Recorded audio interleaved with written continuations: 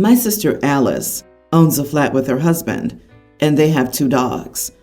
Alice got a job abroad, so they're moving there. They don't know what to do with the 2 dogs yet, so their plan is to move abroad and wait a few months, up to 6, to decide if they even like it there or if they want to return home. If they like it there, they'll try to find a way to move the dogs there with them, but if it's not possible, they'll rehome them in our country. I'm 21, still attending university, and live with my mom.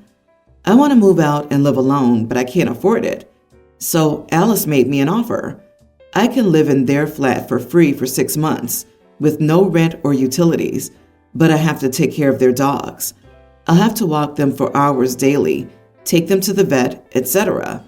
She said that they would pay for anything dog-related and would pay for doggy daycare for a few days during my exam periods or if I wanted to go on a vacation.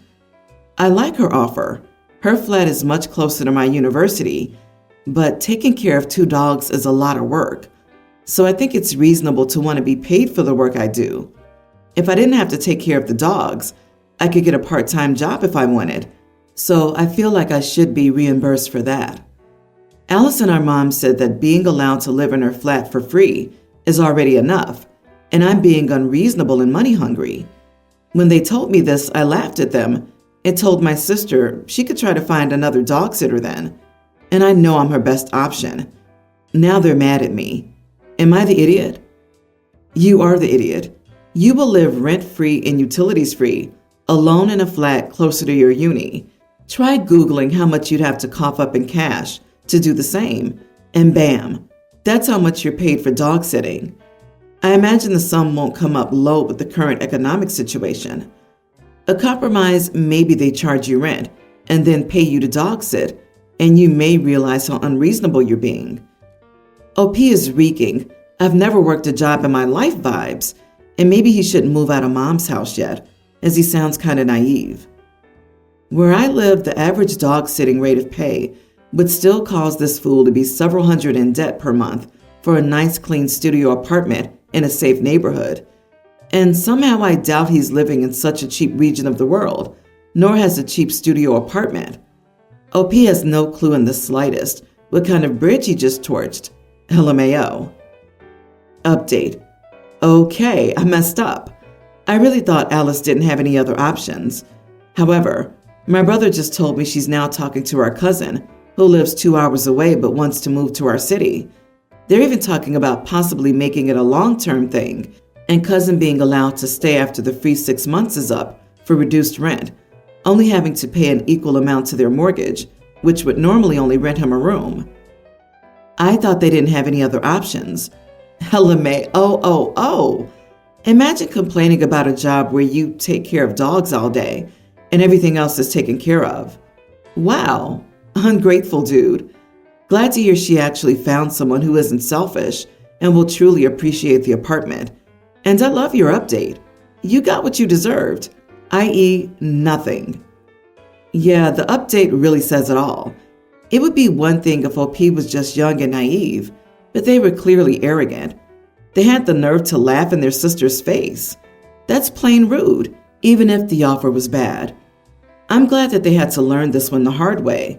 Maybe it'll humble them a bit in the future. My husband and I spent Christmas with his whole family at his parents' house. We had a great time except for one thing. My oldest sister-in-law. She's the oldest in my husband's family, and apparently she's the most outspoken. She sat down next to me while I was taking a small break with my daughter in another room and started going on about how her name is not a real name, how Indy is all made up and will leave her without good options as an adult, how juvenile it sounds, and all other kinds of insults.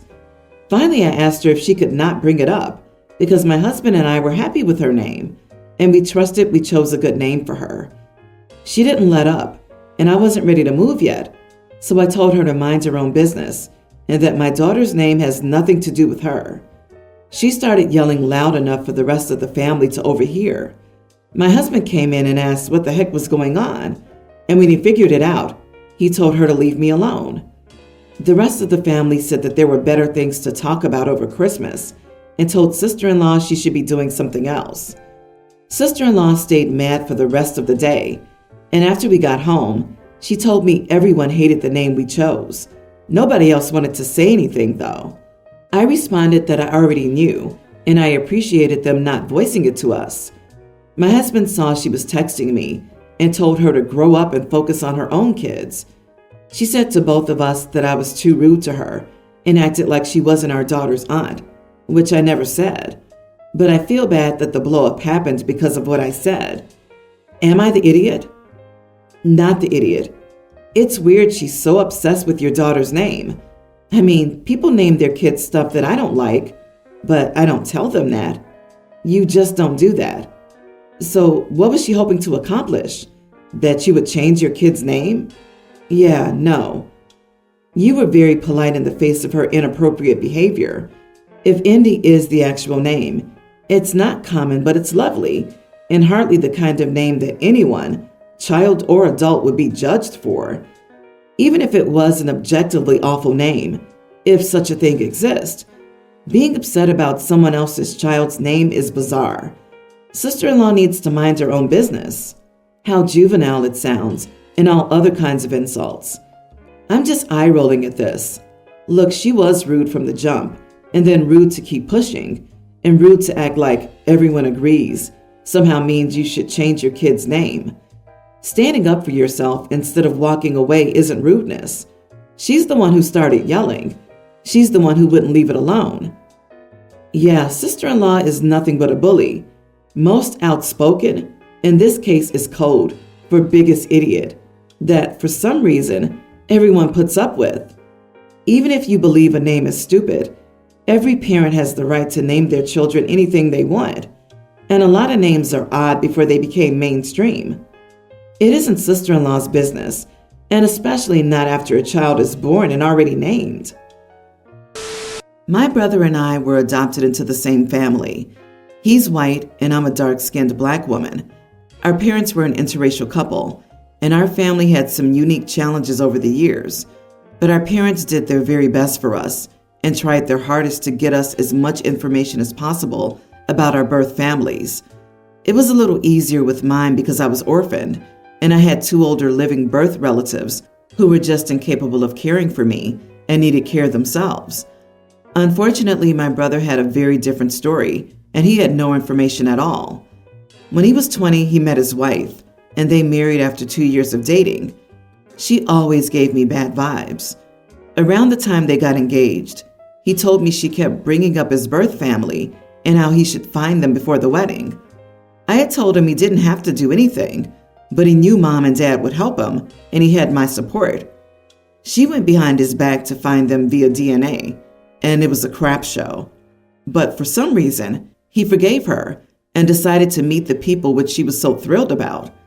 It was around that time she told me to get lost because he had sisters who were related to him and not, you can guess the slur, who always made his life more difficult. She told me I was crazy if I thought I'd be in her wedding photos. She also said our parents should get used to having only one child.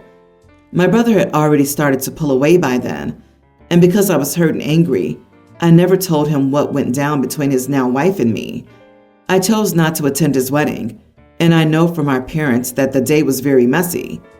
6 years of no contact happened, and then he reached out and apologized for letting anything come between us. We've been back on speaking terms for over a year now. It took a while, but we're doing so much better. I always loved my brother but was hurt by the stuff that went down between us and me and his wife. My brother's family ended up in a shelter a few days ago. He lost his job for many years and took a huge pay cut in a new one. At the same time, his former landlord decided to illegally kick them out by changing the locks. My brother did contact a lawyer, but nothing is as fast as they show on TV and in the movies, and they had no place to go. I live in the same city, which would allow him to keep what job he has now at least, and so he asked if they could stay. I said I would help him and the kids, and they could stay, but his wife is not welcome in my home. He told me he would take that, which did surprise me some. His wife is angry. She came after me about separating her children from her and how unhealthy it would be for them to see her in a dive while they were safe and comfortable with me. She called me all kinds of names like petty, witchy, and an idiot. But it was the comment about the kids that got me questioning.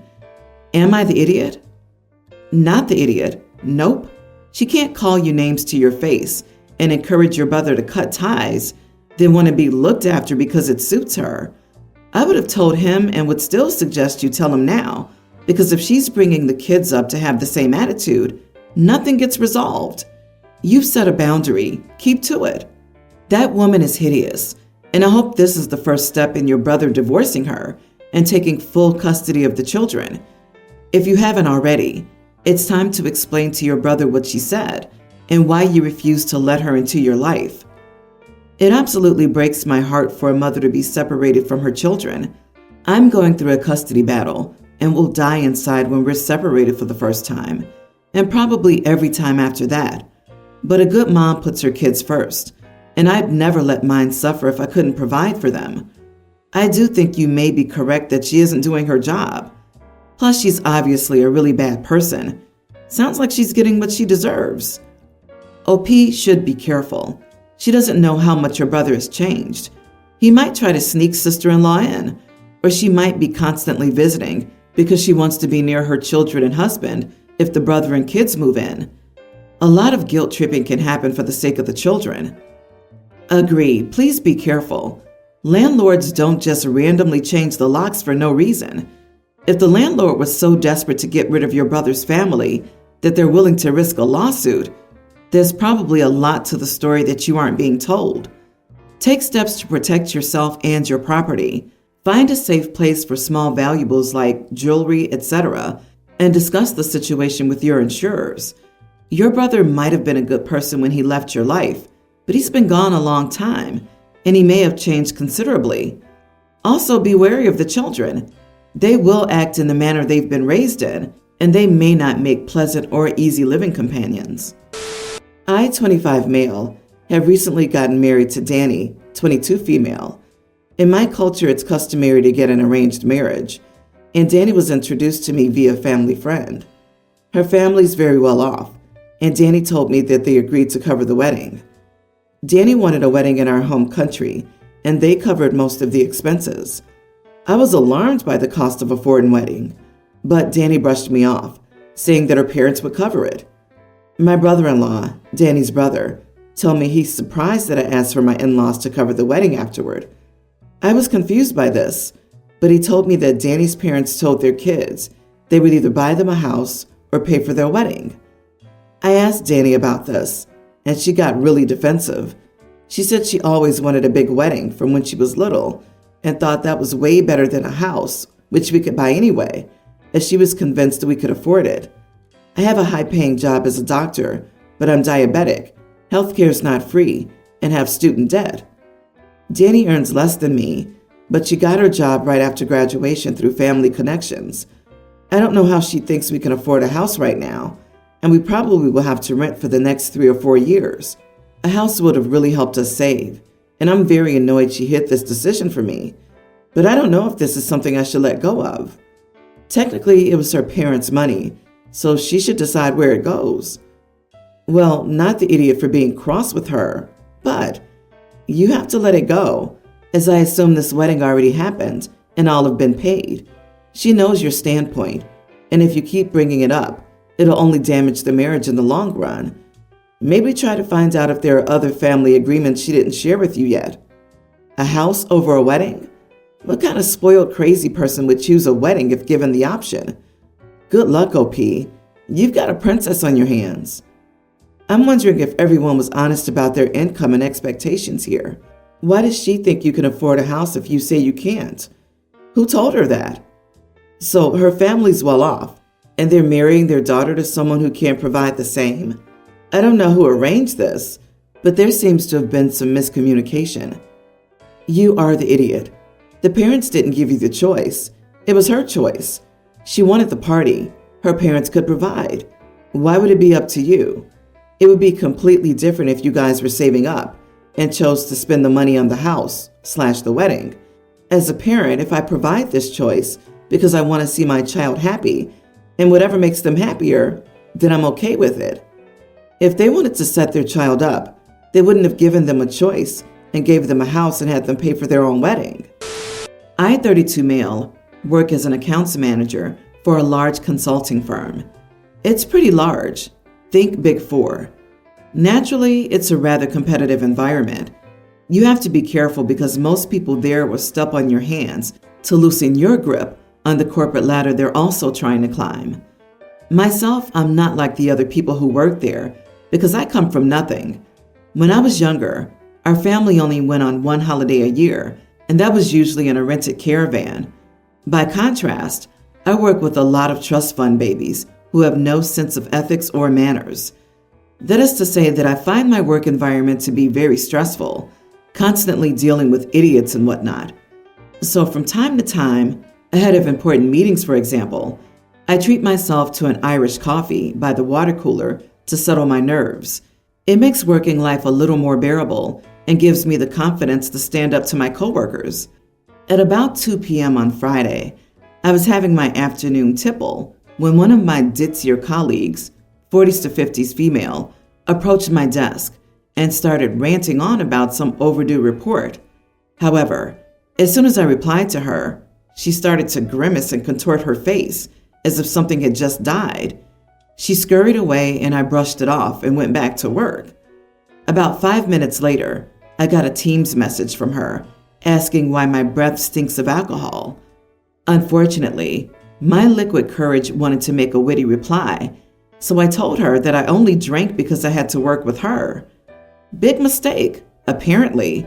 She took a screenshot of the Teams convo and is now threatening to send it to HR. I basically got on my knees and begged her not to. She said she'd think about it. At first, I thought she was the idiot, but I've been doing a lot of reflecting this weekend, and I'm starting to wonder whether I could have handled it a bit better. I'm not sure. Am I the idiot for reacting badly to my coworker? I come from nothing and had a holiday in a rented caravan once a year. Clearly, you weren't poor, OP, and being poor isn't an excuse to secretly day drink while on the clock. You are the idiot in so many ways. Also funny that you accuse your coworkers of having no ethics or manners when you're the one who drinks on the job and insults people when you're confronted. Imagine being the stinky office drunk and complaining about your younger coworkers' ethics and manners. Note, for those who don't know, if you can't get through a day at your job without taking cute little secret shots, you don't deserve your position at that company. You are the idiot, my guy. She called a spade a spade. Don't get up in arms about it. I mean, if work is getting him this stressed, I think he should probably seek out a therapist and potentially see a psychiatrist. But it sounds like he just likes taking shots and then chewing his coworkers out.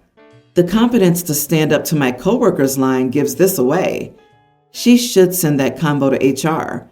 They would be very interested to know what you're doing at work.